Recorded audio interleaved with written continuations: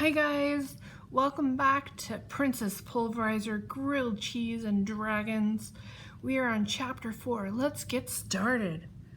I'm a happy princess wandering the woods, Princess Pulverizer sang out loud as she could, all alone with nobody to protect me. The princess's voice cracked on the last note. She probably should have been paying more attention to her music classes at the Royal School of Ladylike Manners. Princess Pulverizer stopped singing and waited for the ogre to come capture her. But the door to the castle didn't open. Still, she was not giving up. She was going to get captured by that ogre, no matter how much singing she had to do. Being captured meant she would be brought inside the ogre's castle, and once she was in there, she could get her hands on the Queen of Sugarmeister's jewels. I am all alone, Princess Pulverizer sang, much louder this time. Just picking flowers, with no one watching over me. And did I mention I'm a princess? She waited for a moment and stared at the door, and it still didn't open. What's wrong with this ogre? Did he not know it was his job to capture princesses and drag them into his castle? La la la la la, Princess Pulverizer sang, so loud and so out of tune that it sounded more like a squawking than a singing. Click. A lock opened. The door to the castle swung open. The ogre stomped out with his dirty fingers shoved into his hairy ears. Noise bad, he grunted.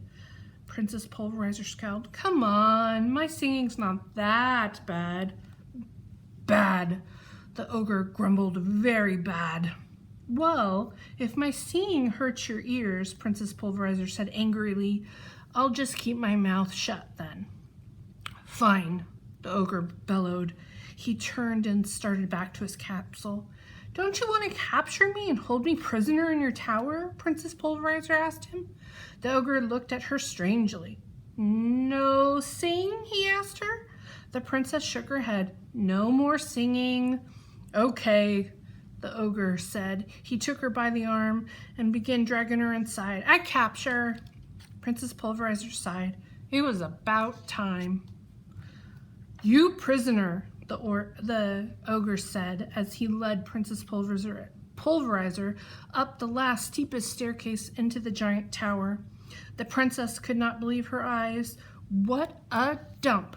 There were strange objects piled in a mound from floor to ceiling. Bent forks, crusty spoons, dull metal knives, a broken hand mirror, silk scarves, copper tea kettles, frying pans, broken teacups, and chipped dishes. What is all this junk? Princess Pulverizer asked. Treasures, the ogre barked at her. My treasures. Treasures? The princess questioned. This is just junk. My treasures, the ogre repeated. You no touch. Princess Pulverizer looked at the large silver ladle that was covered in crusty yellow film. No touch, no problem. But a few minutes later, the ogre had shut the tower door and left. Princess Pulverizer realized she might have to dig through the pile of junk after all. The ogre had stuffed his treasures so maybe the silverware, coins, pots, and pans were things he had stolen and wanted to keep for his own. If so, it was possible there was some real treasure in that mess. Treasures from the jewelry box that was stolen from the Queen of Sugarmeister. Princess Pulverizer had no choice. She reached into the pile of disgustingness and began to dig. After sorting through the ogre's treasures for what seemed like hours, Princess Pulverizer still had not found a single jewel. The Queen's jewelry box was nowhere to be found, but it had to be there in the castle. Princess Pulverizer had seen the Queen's crown on the ogre's head, and she caught him playing with gems. Those jewels have to be somewhere else in the castle, but where? Zzz, zzz, zzz. A little while later, the castle suddenly began to rock and rumble and rattle all around. Zzz, zzz, zzz. Princess Pulverizer gulped. The ground was vibrating beneath her. It felt like any minute it would open up and swallow the castle whole. Zzz, But what was that horrible noise? She'd never heard anything like it. Wait a minute. Yes, she had. That was the same sound that Lady Frump had made one afternoon when the palace chef gave girls a lecture on how to properly eat a cucumber sandwich. The lesson had been so boring that even Lady Frump had fallen asleep, and she started snoring. That was it. The ogre had fallen asleep. His snoring was so loud, it was rocking the whole castle.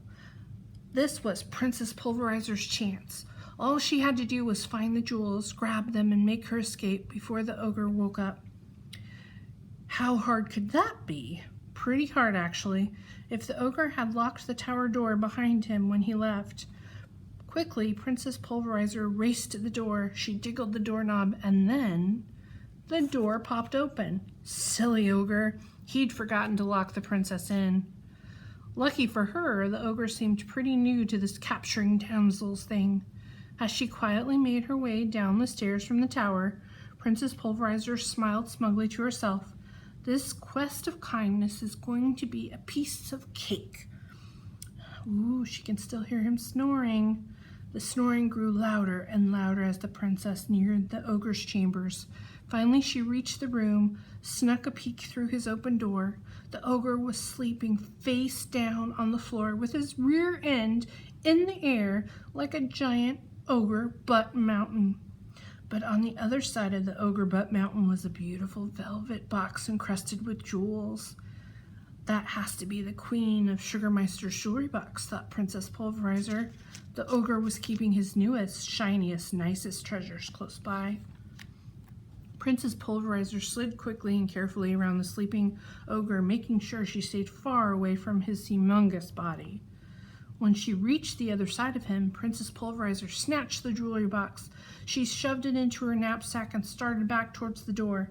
As she reached the doorway, the princess glanced over at the ogre one more time. That's when she noticed the sword beside him. Probably another one of his stolen treasures. Something like that might come in handy.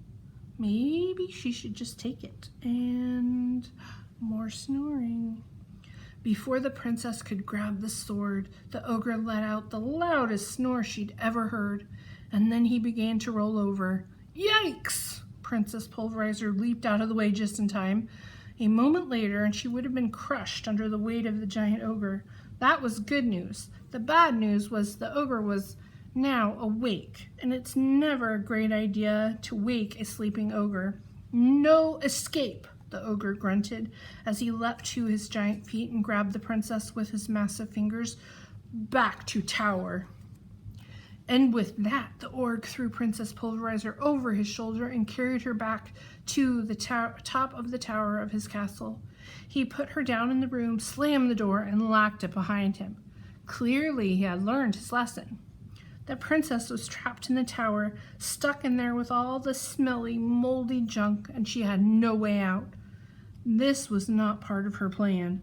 "Let me out of here!" Princess Pulverizer shouted. "Let me out!" See you in Chapter 5.